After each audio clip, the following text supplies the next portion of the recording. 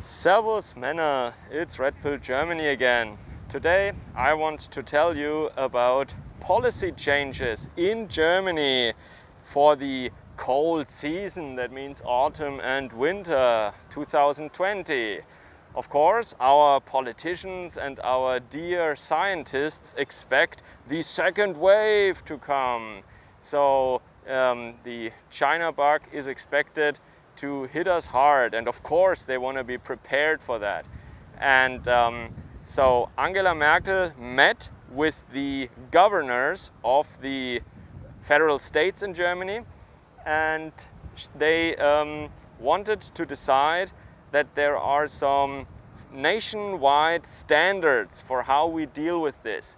Of course, if you followed my videos, you know that in all the different federal states there are various different policies, as it is usual in a federal country like the United States. Also, for example, all the different states have their different governors, the cities have their different mayors, and they have different ideas. But in Germany they want to unify this a little bit. So I want to tell you what they came up with. It is pretty outrageous actually, and I want to give you a little bit more background information about the new, unhinged and crazy policies, in my humble opinion, that we have already and that will get worse even. So once again, I want to thank all my supporters and my subscribers. Like, share and subscribe if you like this presentation and if you want to see more like this. And you can support me, of course, via PayPal and via Patreon or Subscribestar. Links in the description down below.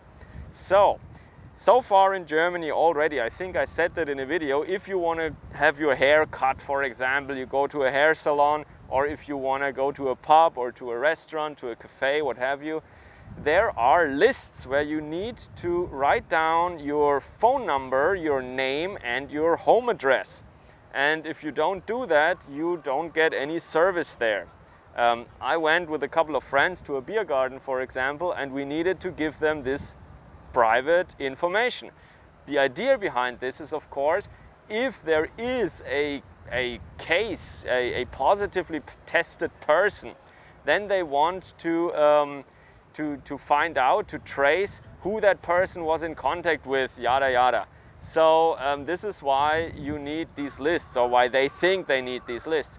Now the thing is that in the law it actually says that this information you give them can only be used in order to do what I just said, to trace a person in case they suspect that he might have gotten infected or something. However, in several states now, the police has actually taken those lists with all the addresses and all the names and used this information for other purposes with no medical pandemic background at all. They just wanted to know who was there at what time, and the police took these lists.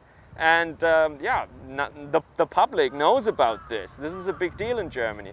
And there is a state, Baden-Württemberg for example, where the police says, no, we can't do this. In other states, the police says, haha, we just did that, haha. And now nobody trusts that anymore. And I think in Hamburg was a case where they wrote names down like Bugs Bunny and Darth Vader and stuff like that, and completely like addresses that don't exist, like street names that don't exist in that city, and all that crap, right? And that became a big scandal too, because somebody was tested positive. The authorities wanted to go through all these lists, and then they read Bugs Bunny. Very funny, huh? Yeah, mein Name ist Hase. And that means that this meeting now decided, once again, this meeting I spoke about initially, Angela Merkel met with the governors of the different federal states. They decided now that it is a felony or something, or well, it's a crime if you give wrong information there. And if you are found out to have done that, then there is a fine of 50 euros. Okay, doesn't sound that much, but at least they decided now that it's not okay to do that. Yeah, so I completely forgot to mention that there are some of these places like restaurants, cafes, other shops, and they are so afraid that they would get in trouble with the authorities for customers or visitors, that they give them the wrong information, the wrong contact information, and that they get in trouble then with the authorities, that they require certain, or their customers now, to show their passport, their Personalausweis. It's picture ID with your address. And this is what they want you to show them before you get a table at a restaurant, before you can get your hair cut, what have you, right? Absolutely insane. And this might become the new normal. If you want to go to any shop in Germany, if you want to go to a freaking supermarket maybe in the future, who knows? You have to show them a picture ID with your address and write it down so that the authorities know where you are. And this is, of course, well, if people don't want to get traced via smartphone, if you cannot implant chips into them, well, force them to write down their address wherever they go. There you go. This is what they want to try now. They want this data. They want to know where every citizen is at every second. Welcome to the new Germany. What else? So they said now that if you want to have a party, like a family party, some kind of school reunion or whatever, you know, Christmas party, what have you. If it is in, so first of all, there are no fixed rules generally. Yeah, you can have these events. But if you are renting a room, if it's not in your private home or something, then there is an upper boundary somewhere. I think 50 people or something, yeah, 25, I don't know. See, I already forgot the number because, guess what? I'm not hosting any big parties. But there is an upper limit here. And if you want to do it in your private home, I think there is just a suggestion from the state. Please, please, pretty please, don't go over the number of blah, blah, blah. And if in that city or in that district or wherever that is, if there the number of positively tested people exceeds, I think 50 per 100,000 or something along those lines, then a hard limit will be there for these events, for these parties, for these meetings and stuff like that. So it is a very, very private sphere of life, I would say, like family get-togethers and all that stuff, where our government is now trying to rule over the citizens, to exert power and to control the very private lives of German citizens. Now, there are some other aspects, I think. For example, that schools and daycare facilities will be opened again, and if there is one child or teacher being tested positively, not the whole school will be put under quarantine anymore, because that's not really practical. But I think they have then clusters or something, so like classrooms or something, of subgroups of students who are taught together, and they don't want to mix the students so much anymore, that there are more fixed clusters of students that learn together, and then you would quarantine just one of those clusters. Okay, yeah. But you see the direction in which it goes already. They are absolutely out of their minds, because remember, I looked at the recent data again, we still don't have a rate of the positively tested people that exceeds the noise limit of false positives here. We have, again, still 1 million tests per week in Germany, and then they have like 1,500 or 2,000 positively tested cases, and that means that it is around 1%. 99% of the tests come back negative.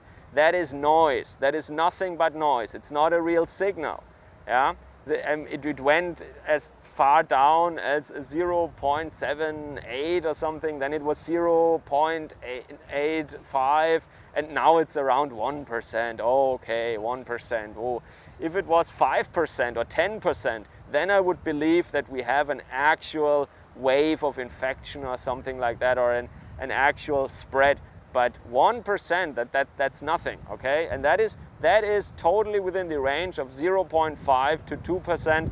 that is always given if you search for this kind of stuff as the false positive rate of these PCR tests. And it depends on several parameters. That's why the false positive rate is not constant. It's a interval, as I just said, and that depends on other pathogens that are floating around in the population, and how you select the people to be tested, and how you conduct the test, and what tests you use. Many parameters, but anything below 2%, I would say this is not a real signal. This is not a real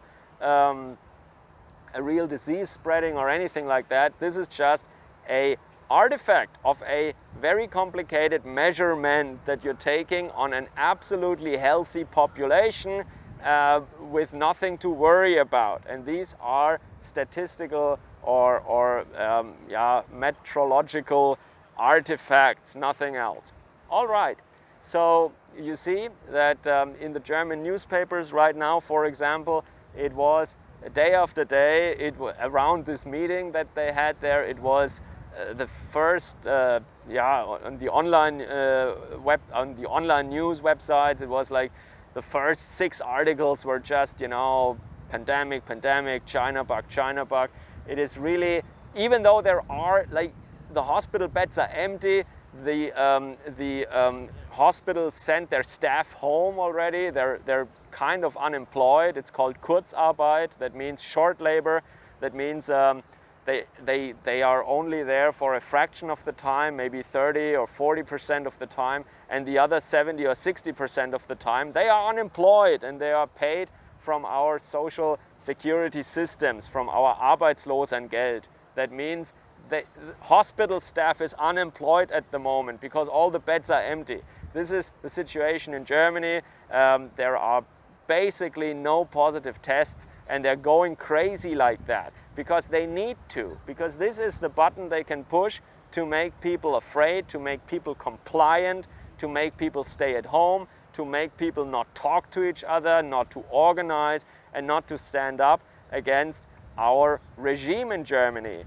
And it's so nice. They have gotten so used to it that they can just push the people around and lock them in their own homes and tell them, please don't go out, don't talk to your neighbors, don't go to any clubs, don't be socially active, don't be politically active, stay at home, shut up, pay your taxes, work from home if possible, don't talk to anyone, don't meet anyone, don't have any social interactions whatsoever. That is what they want. This is how they want the people to be, the serf, the subject, not free men, not free citizens.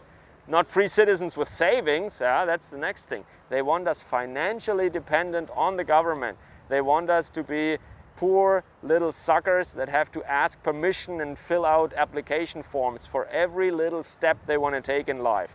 That is where it is going right now, and this quote-unquote pandemic is just another little tool in their arsenal. There are so many, of course. Immigration is one. Then the whole European Union money transfer, the whole, let's save Greece, let's save France, let's have Eurobonds, let's go in debt, That's all part of this big plan to go back to the Holy Roman Empire, basically, where you have a nobility, you have a church, which is now, of course, the universities and the media, and then you have serfs. You have just peasants, serfs. That's what you have, and this is where they want to go to again. So this is the recent update from Germany, with a little bit of ranting at the end, how I interpret all these policy steps that they take now. Let me know in the comments down below what you think about that, and I hope that you also have a nice October, golden October with nice sunshine and good weather. Servus, Kameraden.